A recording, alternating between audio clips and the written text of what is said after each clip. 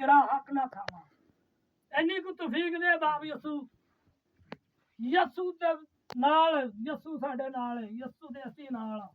खुदावंद अपना कोई भी काम करिए बाप यसू साडे दिलां चों मैं मार दे, बाप यसू साडे दिलां चों मैं मार दे। ਅਸੀਂ जो भी कवांगे साडे खुदा ने जिंदा जिंदा खुदा ने कीता, जिंदा रूह ने कीता।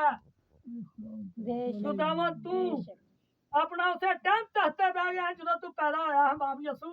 तेरा तख्त लग गया ही उस जगह पर, समान खोल दिता सी तू बाप यसू।